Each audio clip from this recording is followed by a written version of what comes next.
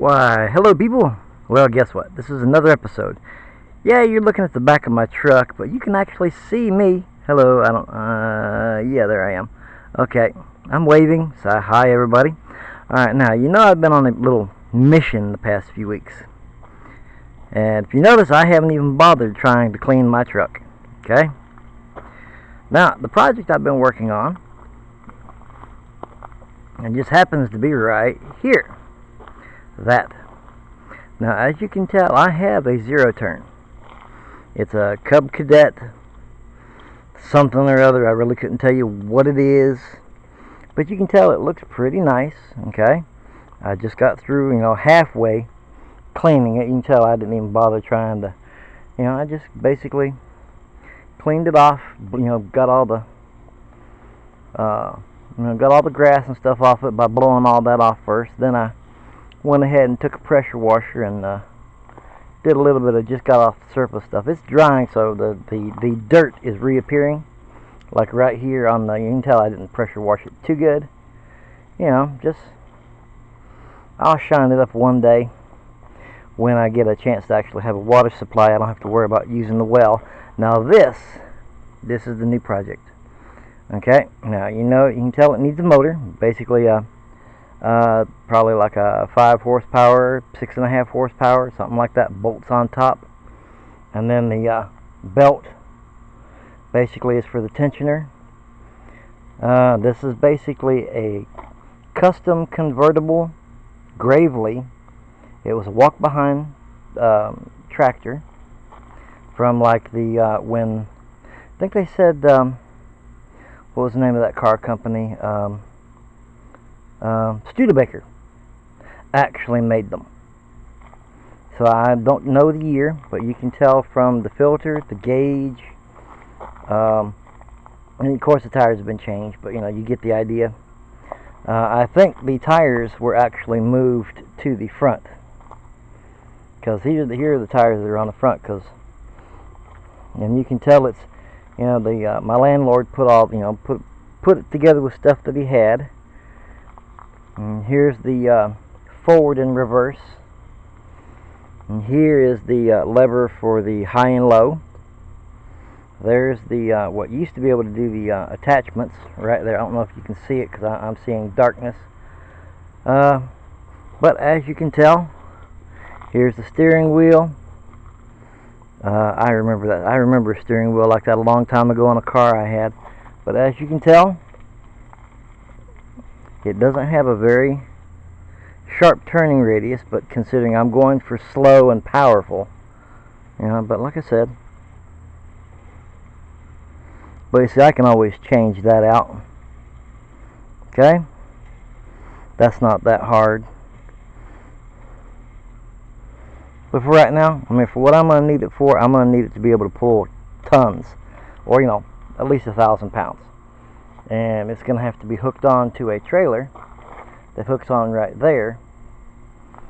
So that's the reason why I like this. I could pull a trailer with this thing, but people, think for a minute. Hang on, I got sweat in my eyes. Thank you. But look, do you really want to be pulling a trailer with a zero turn? I've already got 50-pound weights on each side.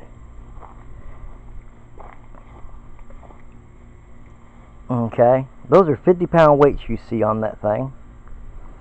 And they still, when it comes to pulling anything, I will still have to put, 40 or 50 pounds on the front end. But as you can see, there is a piece where I can, there's actually bolt holes where I can actually run a weight bar across the front of this thing. I don't really want to do that, because if I turn this thing into a puller, that deck's coming off. Okay, and I'll never use it for a mower again. Ergo, this one is already set up for pulling. Yeah, it ain't fast. I don't need fast. I need traction. I need power. I need something with, if I fuck up the motor, I can unbolt it. You see 4 bolts. Slap another one on and keep going. Okay? I can replace one of these engines a whole lot quicker and easier than I can this thing. It's like, oh my God. I mean, I would love to be able to put something like this on here, but could you imagine? I mean, I'd have to run, modified muffler. I'd have to run. I mean, where am I going to put the? Where am I going to safely put the fuel tank? I mean, hell, I don't even like a fuel tank being right there. Let alone some of these that actually have fuel tanks on both sides. But it's a wonderful mower, though. I mean, you can tell. I just got through mowing about 30 minutes ago. That is actually a pretty awesome cut. I mean, this thing is like a 2005. So it's almost 14, 15 years old, and it still cuts like this right here. Of course, you can tell with this right here is actually my pressure washer. Yes, it's electric. It don't have that much power. Yeah, it leaks. It's old. I don't even know if they make this anymore. But my landlord gave it to me, and it worked good enough for what I needed. But you can tell from my earlier videos just how much cleaner all this is. I mean, no, I didn't try and clean the tires. I'm sorry, I'm not that, well, I'm that anal, but not yet. Okay, but you can see how clean. Look, I mean, you can actually see the board. And this right here is with no soap, no scrubbing. That's just with the pressure of the water. Now, if I get some purple power and a side tube that'll draw it in, I think purple power would make this thing just clean up. Of course, I'm gonna have to. I mean, I've still got to do a bunch of sandblasting and repainting. I got to take this seat off. Here, there's my hand. Take this seat off over at Northern Tool. They have a bench seat for a gator that is perfect to bolt on right here, because it'll go all the way across and it'll overhang just, I think it overhangs like about, like 4 or 5 inches on each side, but it will still give me enough clearance from my handle here. You can tell I'm not really paying that much attention to what I'm doing, but that seat will give me enough height and enough distance away from this so I can still do the high and low. And normally I'm going to be doing, depending on what I'm pulling, I'll probably be keeping this thing in low, because like I said, I'm going to have, you've already seen the my trailer that, well, let's just say is right now, it's my landlord has been kind enough to give me all this stuff, just so to get it out of his way. And I'm going to take this pulley off, weld that rim after I get it sandblasted and painted, and I'm going to end up seeing if I do the same thing to the other side.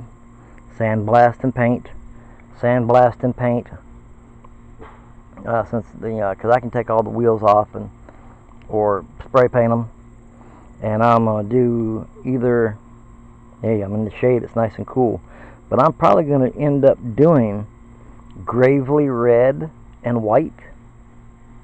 I mean, since most of this tractor is gravely, and this did belong to my landlord's father, that's one of the reasons why I want to, try and at least make an effort. I've already found the new oil filters for this thing.